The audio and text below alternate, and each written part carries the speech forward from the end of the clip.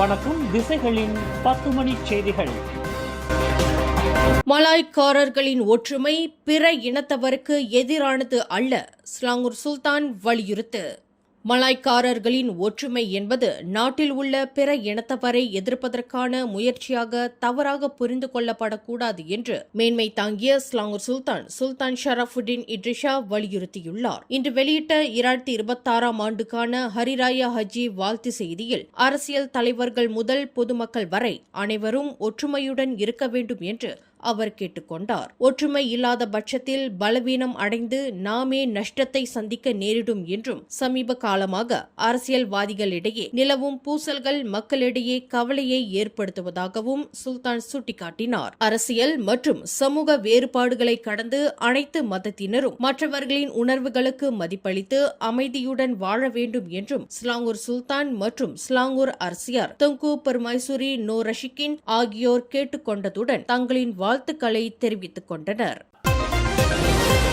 உலக பொருளாதார சவால்களுக்கு மத்தியில் நாட்டின் தொழிலாளர் சந்தையை வலுப்படுத்த பேஸ் திட்டம் தீவிரமாக செயல்படுத்தப்பட்டு வருவதாக மனிதவள அமைச்சர் டத்தோஸ்ரீ ரமணன் ராமகிருஷ்ணன் தெரிவித்துள்ளார். மே முதல் செப்டம்பர் மாதம் வரையிலான காலகட்டத்தில் உற்பத்தி, சில்லறை வர்த்தகம், போக்குவரத்து உள்ளிட்ட 5 முக்கிய துறைகளில் வேலை இழப்பு அபாயம் அதிகரிக்கலாம் என அமைச்சு கணித்துள்ளது. இதனை எதிர்கொள்ள பிரதமர் டத்தோஸ்ரீ அன்வார் இப்ராஹிம் அறிவித்த இத்திட்டத்தின் மூலம் சுமார் 86,000 தொழிலாளர்கள் பலன் பெற உள்ளனர் என்று அமைச்சர் டத்தோஸ்ரீ ரமணன் குறிப்பிட்டார். இதற்காக வேலை இழந்த 56,000 தொழிலாளர்களுக்கு மறு வேலை வாய்ப்பு மற்றும் நிதி உதவி வழங்க பெர்கேசோ மூலம் 580 மில்லியன் ரிங்கேட்டுக்கும் அதிகமான நிதி ஒதுக்கப்பட்டுள்ளது. மேலும் இளைஞர்கள் மற்றும் கிக் தொழிலாளர்களின் திறன் மேம்பாட்டிற்காக HRD காப் மூலம் 100 மில்லியன் ரிங்கேட்டும், பி-ஹெயிலிங் ஊழியர்களுக்காக PTPK மூலம் 20 மில்லியன் ரிங்கேட்டும் ஒதுக்கப்பட்டுள்ளது என்று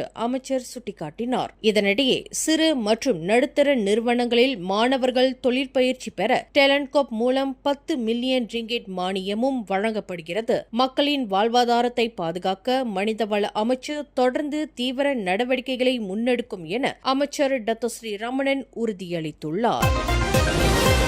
கோலாலம்பூர் செந்துல் பகுதியில் ஆடவர்கள் ஒருவரையொருவர் தாக்கிக் கொள்ளும் வன்முறை சம்பவம் சமூக ஊடகங்களில் வைரலானதை தொடர்ந்து அதில் தொடர்புடைய 4 பேரை போலீசார் கைது செய்துள்ளனர். இணையத்தில் பரவி வரும் அந்த காணொலியில் ஆடவர்கள் குழு ஒன்று கூச்சலிட்டு ஒருவரையொருவர் பலமாக தாக்கிக் கொள்வதும் அதில் ஒருவர் தரையில் அழுத்தி பிடிக்கப்பட்டிருப்பதும் பதிவாகியுள்ளது. இச்சம்பவத்தை அடுத்து செந்துல் போலீசார் விசாரணையை முடுக்கியுள்ளனர் என்று மாவட்ட போலீஸ் தலைவர் ஜஸ்னி ஜுல்பா தெரிவித்தார். இதுவரை 4 பேர் கைது செய்யப்பட்டுள்ள வேளையில் இந்த மோதலுக்கான காரணம் குறித்து போலீசார் தொடர்ந்து தீவிர விசாரணை நடத்தி வருகின்றனர் என்று அவர் மேலும் விளக்கினார். மாமன்னர் சுல்தான் இப்ராஹிமை அவமதித்து அவதூறு பரப்பும் வகையில் செயற்கை நுண்ணறிவான AI தொழில்நுட்பத்தை பயன்படுத்தி உருவாக்கப்பட்ட போலி டிக்டாக் கணக்கு குறித்து புக்கிட் அமான் போலீஸ் தலைமையகம் தீவிர விசாரணையை தொடங்கியுள்ளது. சுல்தான் இப்ராஹிம் இஸ்மாயில் என்ற பெயரில் இயங்கி வந்த அந்த போலி கணக்கை ஜோஹர் அரச ஊடக அலுவலகம் கண்டறிந்து புகார் அளித்தது. இதனைத் தொடர்ந்து இச்சம்பவம் குறித்து சிறப்பு விசாரணை பிரிவு விசாரணையை முடுக்கிவிட்டுள்ளதாக புக்கிட் அமான் குற்றவியல் புலனாய்வு துறை CID இயக்குனர் டத்தோ எம் குமார் உறுதிப்படுத்தியுள்ளார். இக்குற்றம் தொடர்பாக 1948 ஆண்டு நிந்தனை சட்டம், குற்றவியல் சட்டம் மற்றும் 1998 தகவல் தொடர்பு மற்றும் பல்லூடக சட்டத்தின் கீழ் வழக்கு பதிவு செய்யப்பட்டுள்ளது. 3R என்ற இனம், மதம் மற்றும் அரச குடும்பம் சார்ந்த உணர்வு பூர்வமான விஷயங்களை சமூக ஊடகங்களில் பதிவிடும் போது பொதுமக்கள் எச்சரிக்கையுடன் இருக்க வேண்டும் என்றும் போலீஸ் துறை எச்சரித்துள்ளது. பினாங்கு ஜலான் கிடாவில் உள்ள கடவரிசைக்கு அருகில் உள்ள சாக்கடை ஒன்றில் 37 வயதுடைய உள்ளூர் ஆடவர் ஒருவர் இன்று காலையில் இறந்த நிலையில் மீட்கப்பட்டார். காலை 9:26 மணியளவில் பொதுமக்களால் இந்த சம்பவம் கண்டறியப்பட்டு திமோர் லாவோட் மாவட்ட போலீஸ் துறைக்கு தகவல் தெரிவிக்கப்பட்டது. விசாரணையில் அந்த நபர் வீடற்றவர் என்றும் அவர் ஸ்லாங்கூர் காப்பாரைச் சேர்ந்தவர் என்றும் தெரியவந்துள்ளது. பினாங்கு போலீஸ் தலைமையக தடயவியல் குழுவினர் சடலத்தை சோதித்ததில் எவ்வித குற்றவியல் கூறுகளும் கண்டறியப்படவில்லை என்று திமோர் லாவோட் மாவட்ட போலீஸ் தலைவர் லீ ஸ்வி செக் தெரிவித்தார். மரணத்திற்கான காரணத்தை கண்டறிய சடலம் பினாங்கு மருத்துவமனைக்கு அனுப்பப்பட்டுள்ளது. ஸ்பெயின் போன்ற தூரத்து நாட்டு மக்களை குறிவைத்து டெலிகிராம் செயலி மூலம் அனைத்துலக வேலைவாய்ப்பு மோசடியில் ஈடுபட்டு வந்த கும்பலின் நடமாட்டம் சொகுசு பங்களா ஒன்றில் முறியடிக்கப்பட்டு 35 சீன நாட்டு ஆடவர்கள் கைது செய்யப்பட்டுள்ளனர். 2 வார கண்காணிப்புக்கு பிறகு கடந்த மே 14ஆம் தேதி இரவு 11:50 மணியளவில் போலீசார் நடத்திய அதிரடி சோதனையில் இந்த அழைப்பு மையம் கண்டுபிடிக்கப்பட்டது என்று ஜொஹோர் இஸ்கண்டர் புத்ரி மாவட்ட போலீஸ் தலைவர் உதவி கமிஷனர் கே. குமரேசன் தெரிவித்தார். கைது செய்யப்பட்ட 21 முதல் 39 வயதுடைய சந்தேக நபர்களில் 33 பேர் மோசடி முகவர்களாகவும் 2 சமையல்காரர்களாகவும் மாத சம்பளத்திற்கு பணிபுரிந்து வந்துள்ளனர். இக்கும்பல் கடந்த பிப்ரவரி முதல் அனைத்துலக அளவில் இயங்கி வந்தது தெரியவந்துள்ளது என்று அவர் குறிப்பிட்டார். சம்பவ இடத்திலிருந்து 35 கைபேசிகள், 10 மடிக்கணினிகள் உள்ளிட்ட 65,000 ரிங்கிட் மதிப்புள்ள மின்னணு பொருட்கள் பறிமுதல் செய்யப்பட்டன. இக்கும்பலின் உள்ளூர் ஒருங்கிணைப்பாளராக செயல்பட்ட சரவாக்கைச் சேர்ந்த முகமது அடம் லிங் என்ற 25 வயதுடைய நபரை போலீசார் தீவிரமாக தேடி வருகின்றனர் என்று குமரேசன் தெரிவித்தார். பேரா மாநிலத்தில் நீண்ட காலமாக நிலவி வந்த ஆலய நில பிரச்சினைகளில் 40 விழுக்காடு வரை மாநில அரசு வெற்றிகரமாக தீர்வு கண்டுள்ளதாக மாநில ஆட்சிக்குழு உறுப்பினர் டத்தோ ஆ. சிவனேசன் தெரிவித்துள்ளார். அதேவேளையில் நில பிரச்சினைக்கு முழுமையான தீர்வு காணப்படும் வரை பேரா மாநிலத்தில் எந்தவொரு ஆலயமும் உடைக்கப்பட மாட்டாது என மாநில ஆட்சிக்குழு கூட்டத்தில் அதிகாரப்பூர்வமாக தீர்மானிக்கப்பட்டிருப்பதையும் அவர் சுட்டிக்காட்டினார். இப்போ சுற்று வட்டாரத்தைச் சேர்ந்த 5 ஆலயங்களுக்கு மொத்தம் 1,65,000 ரிங்கிட் மானியம் வழங்கும் நிகழ்வுக்கு பின் நடைபெற்ற செய்தியாளர் சந்திப்பில் டத்தோ சிவனேசன் இதனை குறிப்பிட்டார். நில உரிமை, மாற்று இடம் போன்ற சிக்கல்களுக்கு மனிதநேய அடிப்படையில் தீர்வு காணப்பட்டு வருகிறது. இதுவரை தீர்க்கப்பட்ட ஆலயங்களுக்கு சட்டப்பூர்வ நில உரிமை அல்லது பாதுகாப்பு உத்தரவுகள் வழங்கப்பட்டுள்ளன. மீதமுள்ள 60 விழுக்காடு பிரச்சினைகளையும் படிப்படியாக தீர்க்க மாவட்ட நில அலுவலகங்கள் மற்றும் ஊராட்சி மன்றங்களுடன் மாநில அரசு தொடர்ந்து பேச்சுவார்த்தை நடத்தி வருகிறது என்று டத்தோ சிவனேசன் விளக்கினார். ஏறக்குறைய வந்துட்டு ஒரு 60% இன்னும் தேங்கி நிக்குது. இரண்டாவது வந்துட்டு அப்படி தேங்கி நிக்கிற ஆலயங்கள் கூட கவலைப்பட வேண்டியதில்லை. ஏன்னா வந்துட்டு ஆட்சிக்குழுல ஒரு முடிவு எடுத்துருக்கோம். ஆட்சிக்குழுவோட முடிவும் கேபினட்டோட முடிவும் ஒண்ணுதான். அதற்கு ஆட்சிக்குழுவுக்கும் மேல எந்த ஒரு அட்மினிஸ்ட்ரேஷனும் இல்லை. மேக்சிமம் ஹையஸ்ட் ஆட்சிக்குழு தான். எப்படி சுப்ரீம் கோர்ட் தான் ஹையஸ்ட் கோர்ட் நம்ம சொல்றோமோ, இந்த நாட்டில் ஃபெடரல் கோர்ட் தான் ஹையஸ்ட் கோர்ட்னு சொல்றோமோ, அதே மாதிரி நாட்டை ஆள்றதுக்கு கேபினெட், மாநிலத்தை ஆள்றதுக்கு ஆட்சிக்குழு. அங்க எடுக்கிற முடிவை அந்த ஆட்சிக்குழு மட்டும் தான் மாற்ற முடியுமோ வெளியே ஒரு அரசாங்க ஊழியன், அரசாங்க இலாக்கா மாற்ற முடியாது. அப்ப அந்த முடிவு என்ன சொல்லுதுன்னா, இந்த ஆலயங்களுக்கு பிரச்சனை தீரும் வரை நான் தான் பொறுப்பாளர். அரசாங்க ஊழியர்கள் நோட்டீஸ் வழங்குவதோ இல்ல போய் நேரடியா நடவடிக்கை எடுக்கிறதோ அவங்களுக்கு அதிகாரம் கிடையாது. அவங்க அப்படி ஒரு பிரச்சனை இருந்துச்சுன்னா அவங்க என்ன சந்திக்கணும். நான் முடிவு எடுத்தாதான் போச்சு. தற்போது பிரச்சினை உள்ள 55 ஆலயங்களில் சிலவற்றுக்கு மாற்று இடங்கள் வழங்கப்பட்டும் அங்கு செல்ல மறுக்கும் நிர்வாகங்களின் பிடிவாதமான செயல்களுக்கு மாநில அரசு பொறுப்பேற்காது என்பதையும் டத்தோ சிவனேசன் திட்டவட்டமாக தெரிவித்தார். இதனிடையே இந்நிகழ்வில் மானியம் பெற்ற ஈப்போ தம்புன் தேவி ஓம் ஸ்ரீ சிவசக்தி அங்காளம்மள் பரமேஸ்வரி தேவஸ்தானத்தின் செயலாளர் கதிரவன் நாகையா ஆலயம் சார்பில் தமது மனமார்ந்த நன்றியை டத்தோ சிவனேசனிடம் தெரிவித்தார். தொடர்ந்தாற்போல் நம்ம எப்பெல்லாம் நம்ம உதவி நாடி வரும்போதெல்லாம் OIB சிவனேசன் அவர்கள் நிறைய நமக்கு செய்து கொண்டிருக்கிறார். இப்பொழுது ஆலய திருமண மண்டபம் செய்வதற்காக ஒரு விண்ணப்பம் செய்திருந்தோம். அதுக்காக OIB சிவனேசன் அவர்கள் 35,000 வெள்ளி மானியம் கொடுத்திருக்கிறார். மற்றும் கிருஷ்ண பகவான் ஆலய திருப்பணிக்காக 15,000 வெள்ளி முதல் கட்டமாக கொடுத்து உதவியிருக்கிறார். இவ்வேளையிலே தேவஸ்தான நிர்வாகத்தின் சார்பாக அடியேன் நன்றிகளையும் வாழ்த்துறையும் தெரிவித்துக் கொள்கிறேன். இன்பனை சூழ்க, எல்லோரும் வாழ்க.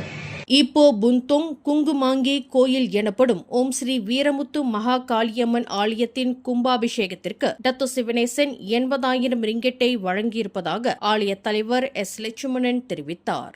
ஆலயத்தின் கும்பாபிஷேகத்துக்கு OIB ரிங்கெட் 80,000 வெள்ளி கொடுத்து நிதி உதவி செய்திருக்கிறார். அதே வேளையிலே சமீபத்தில் நம் ஆலய மண்டபத்தில் அவர் ஒரு நிகழ்ச்சிக்கு வந்திருந்த போது அவர் பேசும் பொழுது இந்த எதிரொலி அடிக்கிற காரணத்தினால் OIB கிட்ட ஒரு விண்ணப்பம் செய்திருந்தோம். காரணம் அதை சரி செய்வதற்கு 50,000 ரிங்கெட் தேவைப்படுகிறது.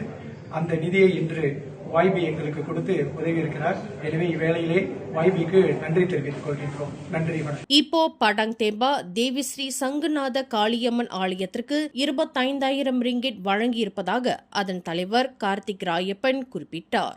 YB சிவனேச ஐயா நம்ம ஆலயத்துக்கு 25,000 கொடுத்துருக்கேன். இந்த வேலையில் அவர் நன்றியும் வாழ்க்கையும் தெரிவித்துக் கொள்கிறோம். நன்றி, வணக்கம்.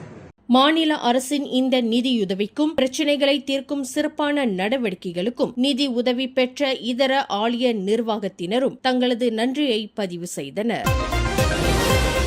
வடக்கு தெற்கு நெடுஞ்சாலையில் தெற்கை நோக்கி 195.9 கிலோமீட்டர் மலக்கா அலூர் கஜாவில் ஏற்பட்ட விபத்தில் விரைவு பேருந்து ஒன்று திடீரென தீப்பற்றி எரிந்ததில் ஒரு குழந்தை உட்பட 17 பயணிகள் காயமின்றி உயிர் தப்பினர். கோலாலம்பூரிலிருந்து மலாக்கா நோக்கி சென்ற அந்த பேருந்து தீயில் முழுமையாக மூழ்குவதற்கு சில நிமிடங்களுக்கு முன்பு பயணிகள் அனைவரும் பத்திரமாக வெளியேறினர். இன்று பிற்பகல் 3-4 மணியளவில் அவசர அழைப்பை பெற்ற அலூர் கஜா மற்றும் ஆயர்குரோ தீயணைப்பு நிலைய வீரர்கள் சம்பவ இடத்திற்கு விரைந்து வந்து தீயை அணைத்தனர். இந்த தீ விபத்தில் பேருந்து 70 விழுக்காடு சேதமடைந்தது. பேருந்தில் இருந்த 16 பெரியவர்கள் மற்றும் ஒரு குழந்தை என அனைவரும் பாதுகாப்பாக மீட்கப்பட்ட வேளையில் விபத்துக்கான காரணம் குறித்து விசாரணை நடத்தப்பட்டு வருகிறது.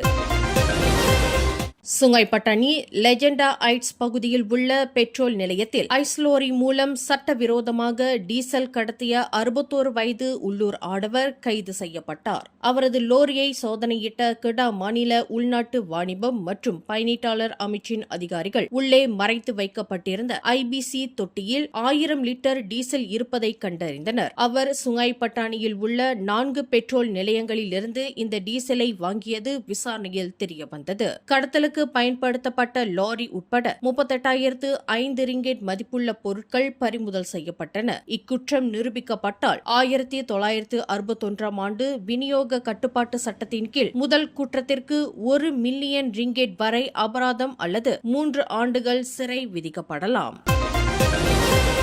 சிகிச்சை பெறாமலேயே அரசு துறை ஒன்றில் சுமார் 53,000 ரிங்கெட் மதிப்பிலான போலி மருத்துவ கோரிக்கை ஆவணங்களை சமர்ப்பித்த குற்றச்சாட்டின் கீழ் தம்பதியர் உட்பட 3 மலேசிய ஊழல் தடுப்பு ஆணையமான SPRM கைது செய்துள்ளது. கடந்த செவ்வாய்க்கிழமை பேரா மாநில SPRM அலுவலகத்தில் வாக்குமூலம் அளிக்க வந்தபோது 50 வயது மதிக்கத்தக்க நிறுவன இயக்குநர் மற்றும் 40 வயது மதிக்கத்தக்க தம்பதியர் கைது செய்யப்பட்டனர். இவர்கள் 2024 ஆண்டு முதல் 2025 ஆண்டு வரை உடல்நல மறுவாழ்வு சிகிச்சைக்கான போலி ஆவணங்களை சமர்ப்பித்து இந்த மோசடியில் ஈடுபட்டது ஆரம்பகட்ட விசாரணையில் தெரியவந்துள்ளது. இதையடுத்து ஈப்போ நீதிமன்ற உத்தரவின்படி தம்பதியருக்கு 7 நாட்கள் காவலும் நிறுவன இயக்குநருக்கு 5 நாட்கள் காவலும் விதிக்கப்பட்டுள்ளது. இச்சம்பவம் குறித்து 2009 ஆண்டு SPRM சட்டத்தின் கீழ் விசாரிக்கப்பட்டு வருகிறது.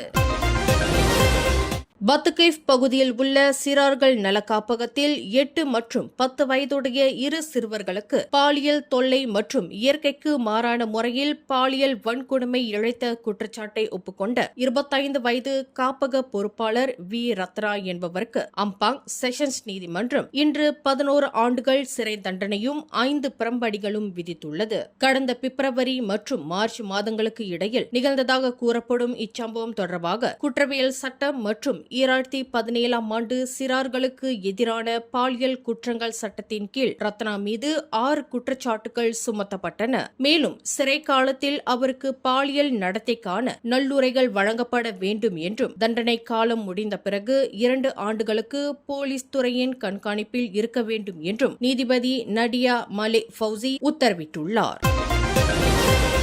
டீசல் விலை உயர்வு காரணமாக கட்டுமான பொருட்களின் விலை தற்போது 20 முதல் 30 விழுக்காடு வரை அதிகரித்துள்ளதால் ஒட்டுமொத்த கட்டுமான செலவு 10 முதல் 15 விழுக்காடு வரை உயர்ந்துள்ளதாக மலேசிய வீடமைப்பு கட்டுமான குத்தகையாளர் சங்கமான PKPM தெரிவித்துள்ளது. இவ்வுயர்வு குறித்து அதன் தலைவர் டாக்டர் முசின் அப்துல்கானி கூறுகையில், செலவினங்கள் அதிகரித்துள்ளதால் வாடிக்கையாளர்கள் தங்களின் வீடு கட்டும் திட்டங்களை தற்காலிகமாக ஒத்திவைத்து வருவதாக குறிப்பிட்டார். இதன் விளைவாக வீடுகளின் வீடுகளின் விற்பனை விலையும் 10 முதல் 15 விழுக்காடு வரை அதிகரித்துள்ளது. உதாரணமாக கிளாந்தானில் சதுர அடிக்கு 150 ரிங்கெட்டாக இருந்த கட்டுமான செலவு தற்போது 180 ரிங்கெட் வரை உயர்ந்துள்ளது. இதேபோல் கோலாலம்பூரில் சதுர அடிக்கு 250 ரிங்கெட்டிலிருந்து 300 ரிங்கெட் வரை செலவு அதிகரித்துள்ளதால் வீடுகளின் விற்பனை 30 முதல் 50 விழுக்காடு வரை வீழ்ச்சியடைந்துள்ளது என அவர் சுட்டிக்காட்டினார். மேலும் செய்திகளை தெரிந்து கொள்ள கீழே இருக்கும் பெல் பட்டனை அழுத்துங்கள். உங்கள் மகிழ்ச்சியை வெளிப்படுத்த லைக் மற்றும் ஷேர் செய்யுங்கள். தொடர்ந்து திசைகளோடு இணைந்திருக்க சப்ஸ்கிரைப் செய்யுங்கள்.